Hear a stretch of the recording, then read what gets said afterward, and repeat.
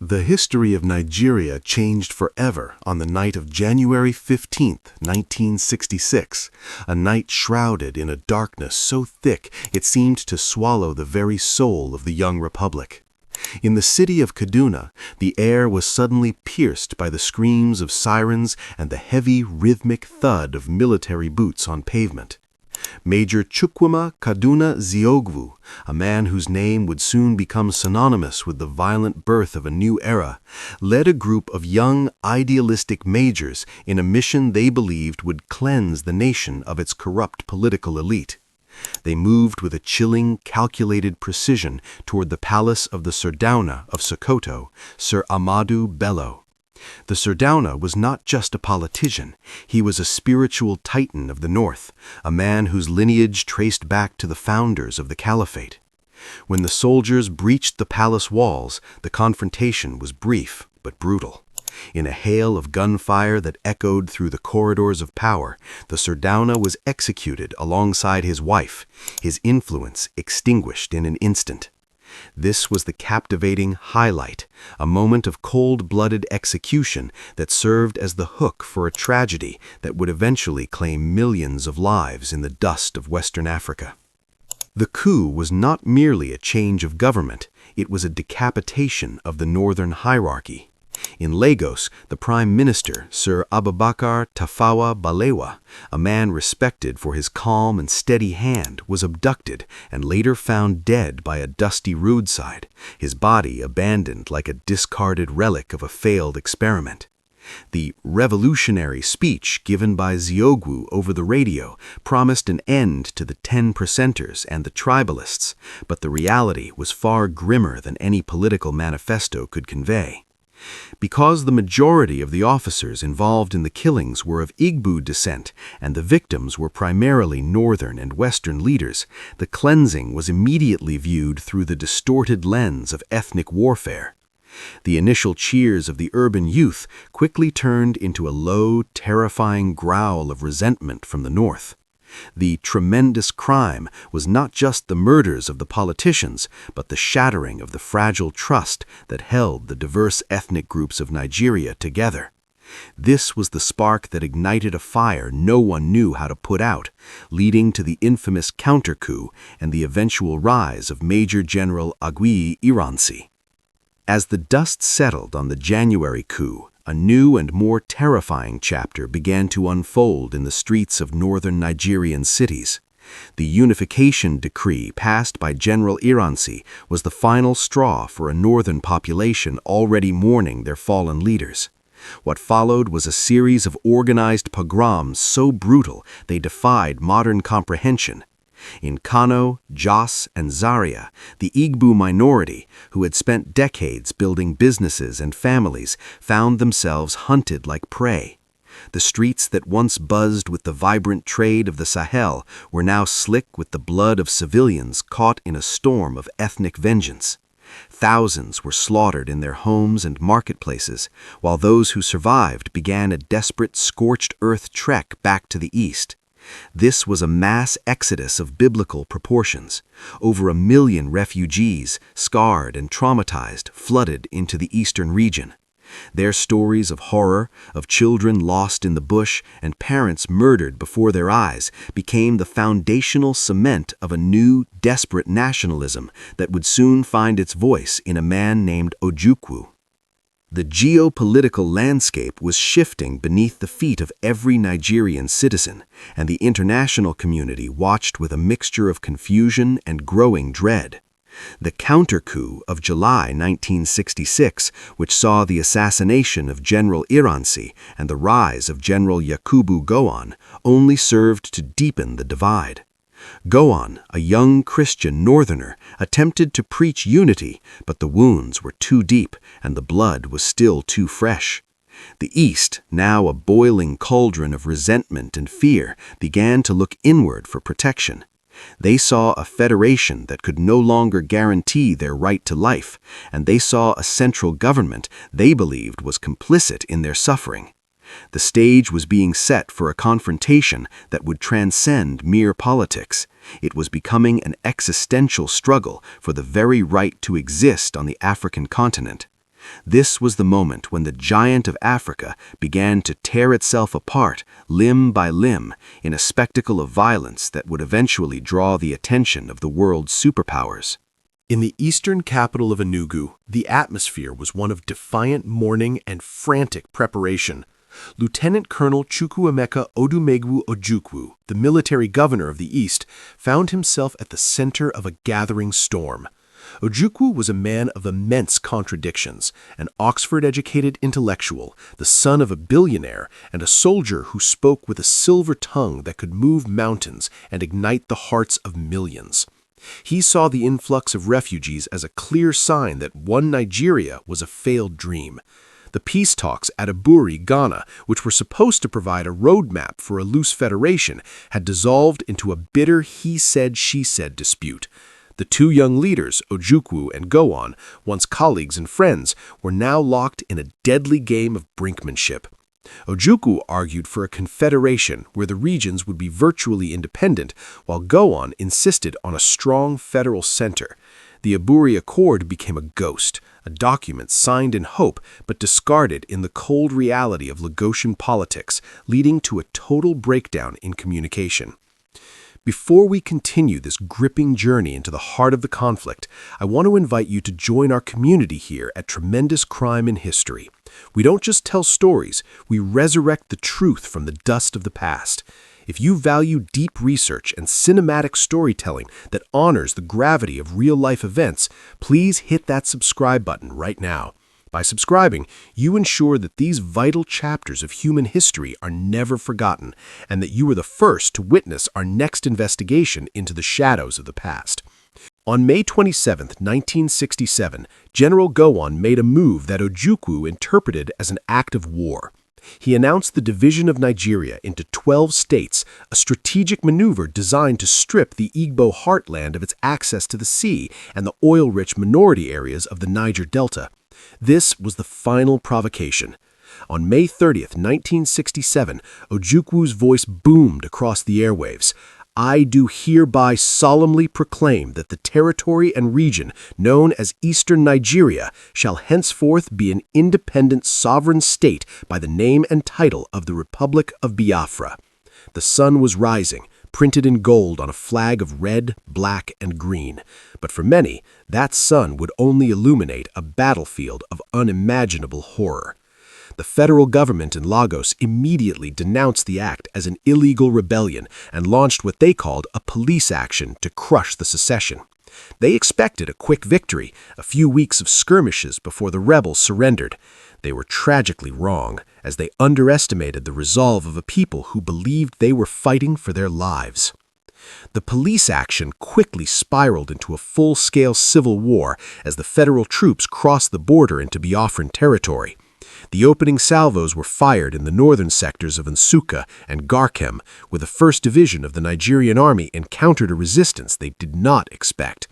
The Biafran soldiers, though poorly equipped and often fighting with bolt-action rifles against modern weaponry, fought with a ferocity born of desperation. They were defending their homes, their families, and their newly won independence. The international community was initially hesitant to take sides, but the sheer scale of the conflict soon forced their hands. Great Britain, the former colonial master, sided with the federal government to protect its oil interests, while the Soviet Union saw an opportunity to gain influence in West Africa. On the other side, France began to provide clandestine support to Biafra, intrigued by the possibility of a weakened Nigeria and a new resource-rich ally in the Gulf of Guinea. As the war intensified, Ojukwu realized that a purely defensive strategy would eventually lead to defeat. He needed a bold stroke to change the narrative and force the federal government to the negotiating table. In August 1967, he authorized a lightning strike across the Niger River into the Midwestern region. Led by Brigadier Victor Bonjo, a Yoruba officer who had sided with the East, the Biafran forces swept through Benin City and reached as far as Ore, just a few hours' drive from Lagos. The panic in the federal capital was absolute.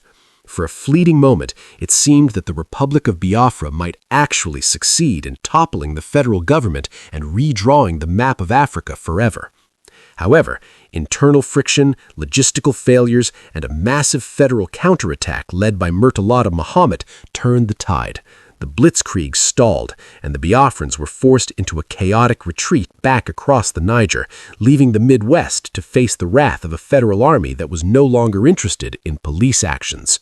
As the calendar turned to 1968, the optimistic police action envisioned by Lagos had transformed into a grueling, scorched-earth war of attrition that defied every military projection. Enter Colonel Benjamin Adekunle, a man whose name would become a whisper of terror across the Delta, the Black Scorpion. Adekunle was not merely a soldier, he was a master of psychological warfare who commanded the 3rd Marine Commando Division with a theatrical and often terrifying brutality. He understood that to break the heart of the rebellion, he had to sever its veins. He launched a series of daring amphibious assaults, systematically capturing the strategic jewels of the eastern coastline, Bonny, Calabar, and the ultimate prize, the oil-rich hub of Port Harcourt. The capture of Port Harcourt in May 1968 was a catastrophe for the Biafran cause, as it effectively landlocked the secessionist state and handed the federal government the keys to the nation's economic engine. The Black Scorpion didn't just win battles, he dismantled the possibility of Biafran survival, proving that the federal government was willing to use every ounce of its superior manpower and weaponry to reclaim the East. The strategy of the federal government soon shifted from traditional combat to a far more controversial and lethal tactic, the total blockade. In the hallowed halls of power in Lagos, the decision was made that hunger is a legitimate weapon of war. By sealing the borders and patrolling the seas, the Nigerian Navy ensured that no commercial goods, and more importantly, no protein-rich food, could reach the starving millions inside the shrinking Biafran enclave. The blockade was not just a military maneuver, it was a death sentence for the most vulnerable members of society. As the federal noose tightened, the world began to witness a tremendous crime of historic proportions, the systematic starvation of a civilian population as a means to achieve political unity. While General Gowon maintained that the blockade was necessary to prevent arms smuggling, the reality on the ground was a landscape of hollow-eyed children and skeletal elders. The moral cost of one Nigeria was being paid in the currency of human life, and the international community was beginning to wake up to the horror. History is a witness that never sleeps, and your voice is part of that testimony. As we look at the blockade of 1968, I want you to write down one word in the comments: strategy or crime. Was the decision to use hunger as a weapon a necessary military strategy to end the war quickly, or was it a crime against humanity that can never be justified? Your perspective helps us build a more complete picture of our past. Comment below and let's start a conversation. Your engagement helps tremendous crime in history reach more truth seekers around the globe.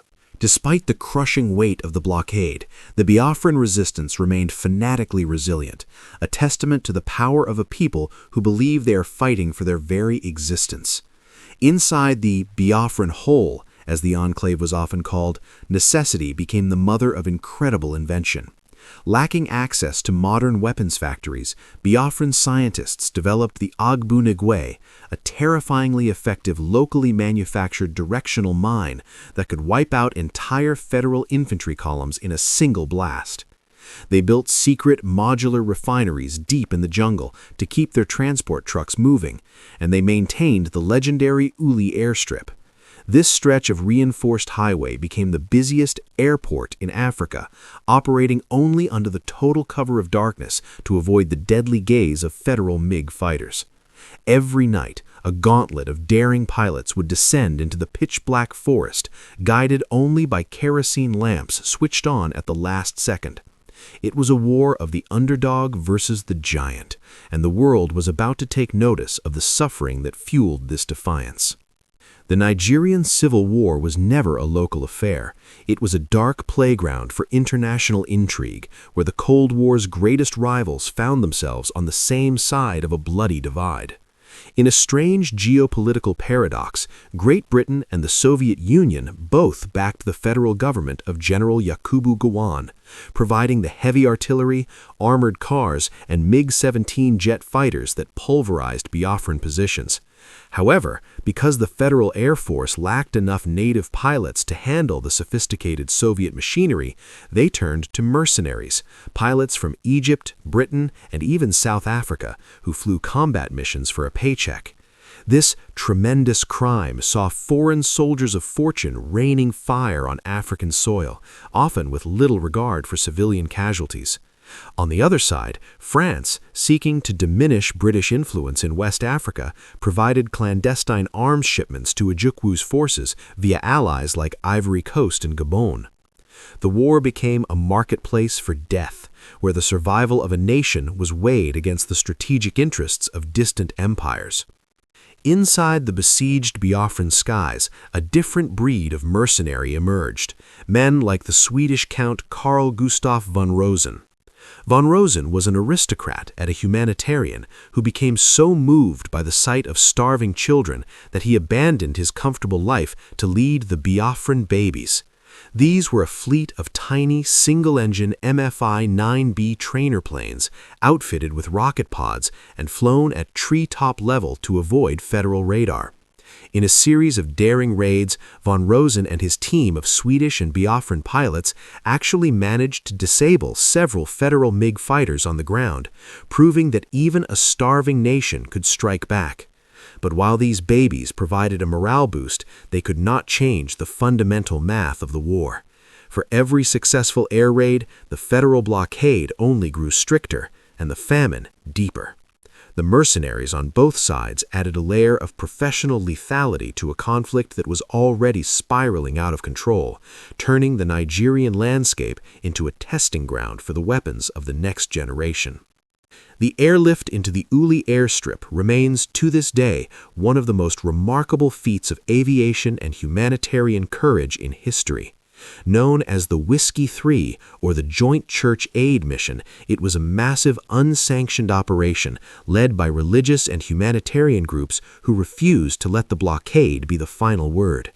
Every night, dozens of aging cargo planes, DC-6s and Constellations, would take off from the islands of Sao Tome and Fernando Po, loaded with Biafran stockfish and medical supplies. These pilots were a mix of idealistic young volunteers and hardened veterans of World War II, all united by a willingness to fly through a lethal curtain of federal anti-aircraft fire and intruder bombers. They were flying into a black hole. The airstrip was often targeted by federal pilots who dropped bins of explosives to crater the runway. Yet the airlift continued, delivering over 60,000 tons of food and medicine over the course of the war. It was the birth of modern NGO intervention, but for the millions inside, it was a race against time that they were slowly losing. The impact of this international involvement cannot be overstated, as it prolonged a conflict that might have ended much sooner if the combatants had been left to their own devices. The arms provided by the UK and the USSR ensured that the federal government had a bottomless well of ammunition, while the French support and the humanitarian airlifts gave Ojukwu the means to keep the resistance alive. This stalemate resulted in what historians call the Long Agony.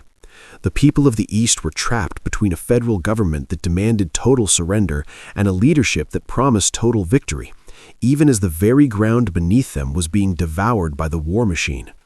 As the world watched the evening news, they saw a conflict that was no longer about territory or oil, but about the fundamental right of a people to exist without being starved into submission.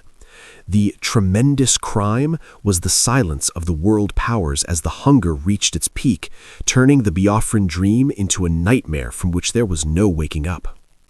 By late 1969, the Rising Sun of Biafra was no longer a symbol of hope. It had become a flickering candle struggling against a hurricane of federal steel.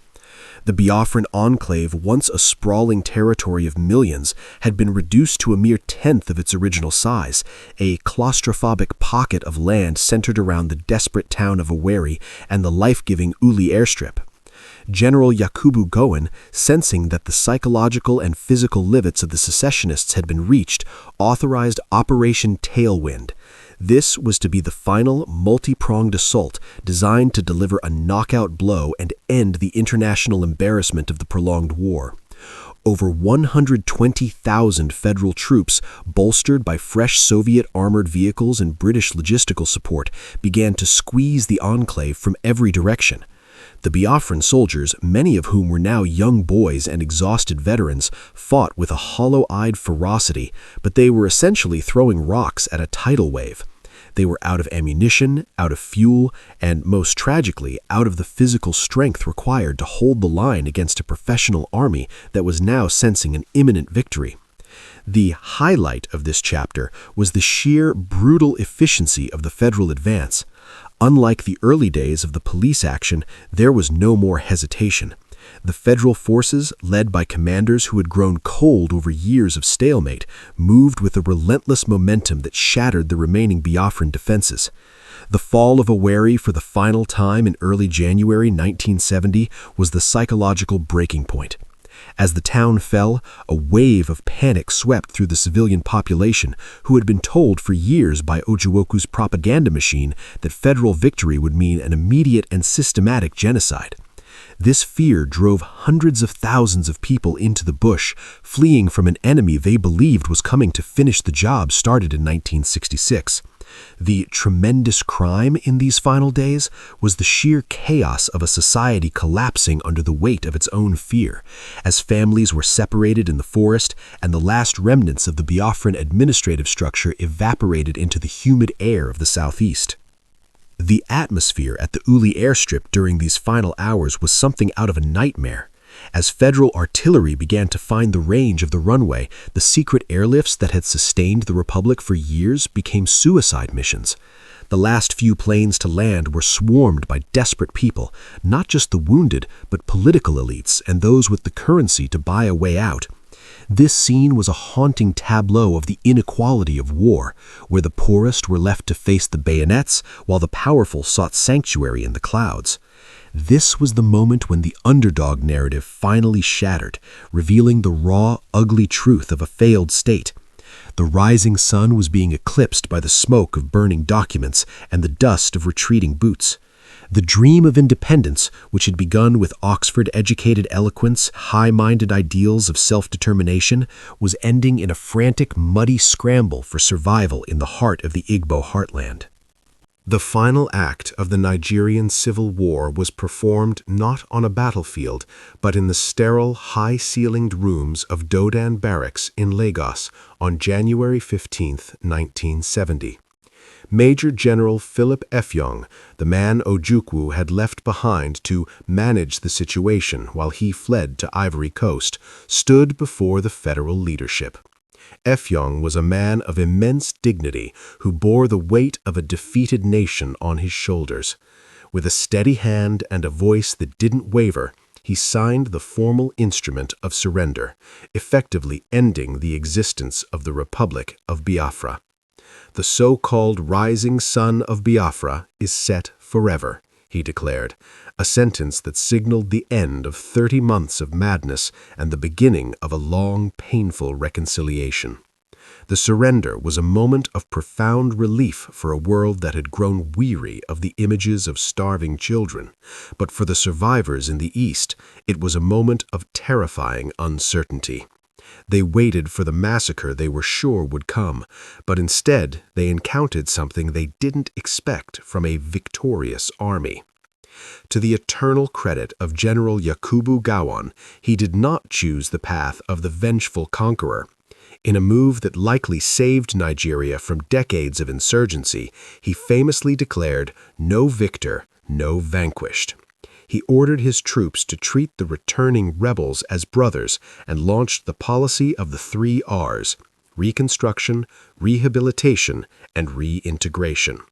It was a gesture of magnanimity that stood in stark contrast to the tremendous crimes that had defined the conflict. However, while the official policy was one of peace, the reality on the ground was far more complex. The Igbos returned to a country where their properties had been abandoned, their currency was worth virtually nothing, and their place in the hierarchy of power had been fundamentally altered. The war ended with a signature, but the scars, the deep jagged lines of distrust, and the memory of 3 million lost souls remained etched into the very soil of the nation, waiting for a future generation to address them. The take-home lesson for the viewers of tremendous crime in history is both a warning and a testament to human resilience. The Nigerian Civil War proves that while you can draw borders on a map with a pen, you cannot build a nation without the consent and the justice of its people. The tremendous crime was the failure of a generation of leaders to find a path to peace before the hunger took the children. We tell this story not to celebrate the violence, but to honor the memory of those who suffered and to ensure that the rhetoric of us versus them never again leads to the silence of the graveyard.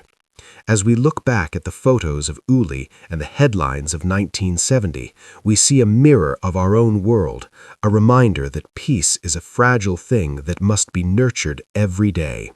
This story of the Rising Sun serves as a haunting reminder that the cost of one Nigeria was a price paid in the blood of its own children, a price that must never be paid again. Thank you for staying with us through this 6-chapter journey into one of the darkest chapters of human history. This has been Tremendous Crime in History, and it is our mission to bring these stories to light so that history does not repeat itself. If this narrative moved you or taught you something new about the resilience of the human spirit, please subscribe to the channel. Your support allows us to keep digging, keep researching, and keep telling the truths that the world needs to hear. We'll be back soon with another deep dive into the crimes and the courage of the past. Until then, remember, history is watching.